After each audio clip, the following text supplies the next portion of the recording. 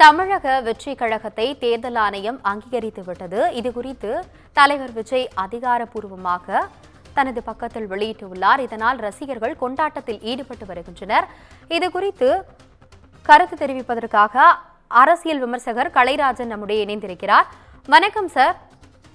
வணக்கம். தமிழக வெற்றி கழகத்தை தேர்தல் ஆணையம் இன்னைக்கு அங்கீகரிச்சிருக்காங்க. இது குறித்து உங்களுடைய பார்வை என்ன சார்? பதிவு தான் செய்வாங்க, அங்கீகரிக்க மாட்டாங்க. அங்கீகரிக்கணும்னா ஒரு கட்சி தேர்தலில் நின்று குறைந்தபட்ச வாக்குகளோ இடங்களையோ பெற வேண்டும். மொத்த வாக்கு பதிவான வாக்குகள் 6% பெற்றிருக்க வேண்டும். இல்லாவிட்டால் அந்த மாநிலத்தில் 6 இடங்களை பெற்றிருக்க வேண்டும். இது அதுக்கு பின்னாடி தான் அங்கீகாரம் கிடைக்கும். அங்கீகாரம் கிடைக்கும் போது நிரந்தர சின்னம் கிடைக்கும். அது வரைக்கும் பொது சின்னத்துல தான் அவங்க போட்டி போடணும். அங்கீகாரம் கிடைப்பதற்கான வாய்ப்பே இல்லை. விஜய் அவர்களுக்கு அரசியல் தெரியாது என்பதற்கு இது மற்றொரு உதாரணம்.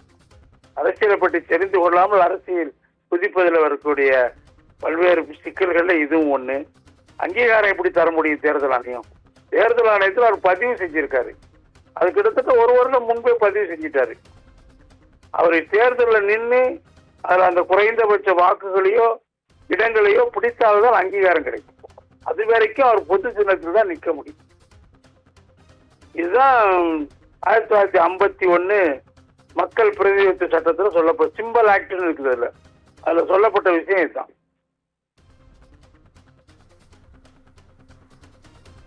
இந்த அங்கீகாரத்தை பொதுமக்கள் கொண்டாடிக்கிட்டு இருக்காங்க சார். இத பத்தின உங்களுடைய பார்வை என்ன சார்? அங்கீகாரம் கிடைச்சது தப்புங்க, தவறான செய்தி. அவர் தவறான செய்தியை சொல்லி எல்லாரும் கொண்டாடுறாங்கன்னா அது எப்படி கரெக்டா இருக்க முடியும்? தவறான செய்தியை சொன்னது தப்பு இல்லை. அந்த மாதிரி அங்கீகாரம் சிம்பிள் ஆக்ட்ல போய் பார்த்தீங்கன்னா 1951 பீப்புள்ஸ் ரெப்ரசன்டேஷன் ஆக்ட்ல கிளியரா இருக்குது. சிம்பிள் ஆக்ட்ல அங்கீகாரம் என்பதை கொடுத்த பிறகுதான் நிரந்தர சின்னம் தரப்படும். அந்த அங்கீகாரம் என்பது குறைந்தபட்ச வாக்குகளையோ குறைந்தபட்ச இடங்களையோ பெற்றால்தான். இல்லாட்டி அங்கீகாரம் தேர்தல் ஆணையம் அங்கீகாரம் தரவே மாட்டாங்க. பதிவு செய்திருக்கோன்னு சொல்றாரா, அதெல்லாம் அது 1 வருஷத்துக்கு முன்னாடி பண்ணியாச்சு. அதுதான், அவ்வளவுதான். பதிவு செய்யப்பட்ட கட்சி அவங்க பொது சின்னத்துல தான் நிக்க முடியும். தாங்கள் கருத்து பதிவு செஞ்சதுக்கு நன்றி சார்.